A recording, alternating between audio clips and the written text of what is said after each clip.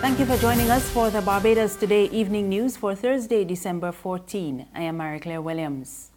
With businesses and residents on the South Coast continuing to raise concern about the sewage spill, opposition leader Mia Mottley is once again calling on Prime Minister Freundel Stuart to address the nation on issues of national importance. In addition to the South Coast situation, Mottley says the Prime Minister also needs to be heard on the proposed sale of the Hilton Hotel and the BNTCL. As we move around the country, there are too many Barbadians who are lamenting the fact that the Prime Minister is refusing to address them on matters of major national concern. They are obviously worried about the silence on the South Coast sewage project from the leader of the country, particularly given that the tourist season starts tomorrow and that this doesn't only affect tourists, but it affects Barbadian workers and Barbadian residents. And it's not a case of what the government will do a year or two or with a new plant from now, but what will be done next week and week after, so as to ensure that people whose businesses or whose living are already on the brink can continue to live. Similarly, the sale of BNTCL, the Prime Minister has been mum. And above all else, the sale of the Hilton. The Barbados Hilton goes beyond just being a piece of real estate on a peninsula for the government and people of Barbados. It is a matter of significant emotional importance too. And quite frankly, the government can extract funds or money from the ownership of that asset without selling the freehold of the Hilton. And these are things which the Prime Minister ought to be engaging the country on. Chairman of Crime Stoppers, Oral Reid, is making a case for metal detectors at school. The call comes on the heels of recent incidents of violence at some of the island's education institutions. In the latest case, one student at the Ellerslie School lost a finger and suffered several chop wounds when he was attacked by another student last month.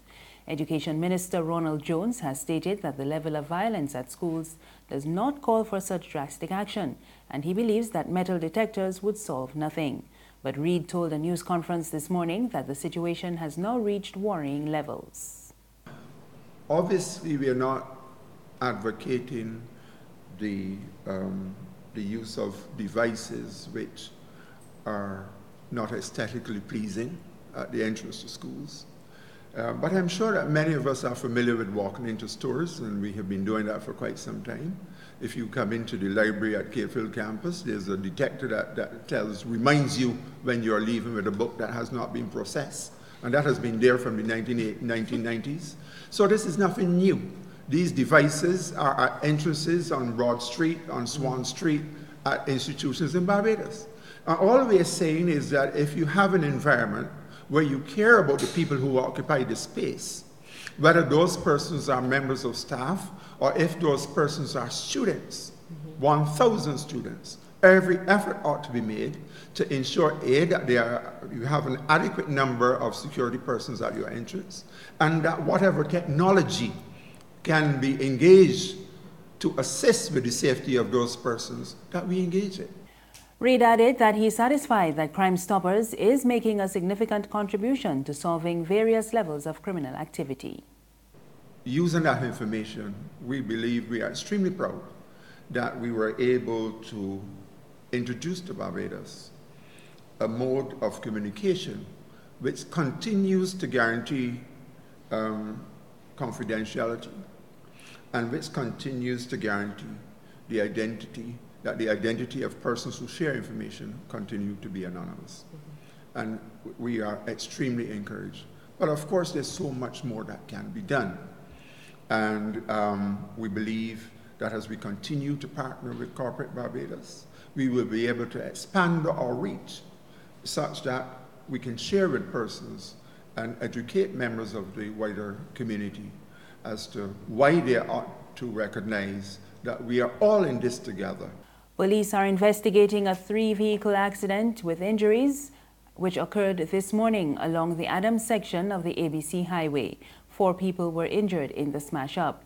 Police say the first car was driven by Michael Prescott of Darrells Hill, Christchurch, while the second was driven by 63-year-old Agnes Ross of Coverley, Christchurch. 64-year-old Leroy Kinch of Breedy Land, Silver Sands, Christchurch was the driver of the third vehicle. He was accompanied by a 43-year-old woman. Prescott complained of pain to his chest, neck and shoulder and received a laceration to his heel. Ross complained of pain to her wrist, while Kinch sustained a laceration to his finger. His companion did not complain of any injuries. Ross and Kinch chose to seek private medical attention. There's regional and international news after this short break.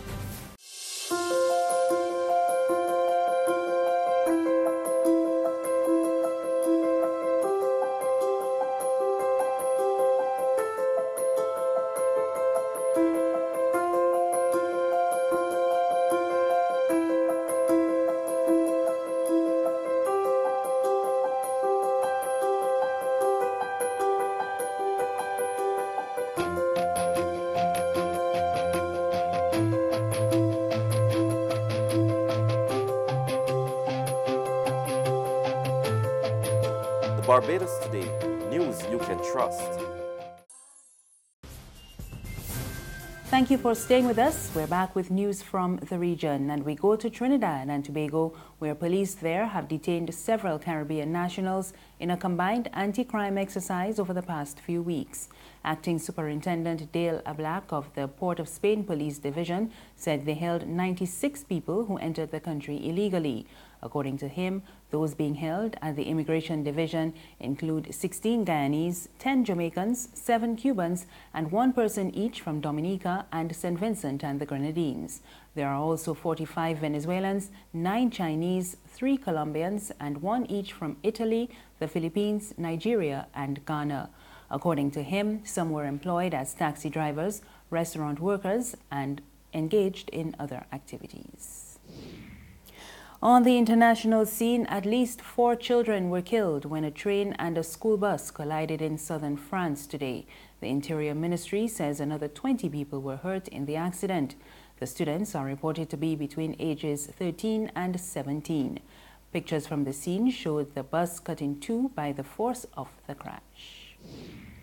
And finally, the United Nations Secretary General Antonio Guterres said today that the arrest of 2 Reuters journalists in Myanmar this week is a sign of shrinking press freedom in that country.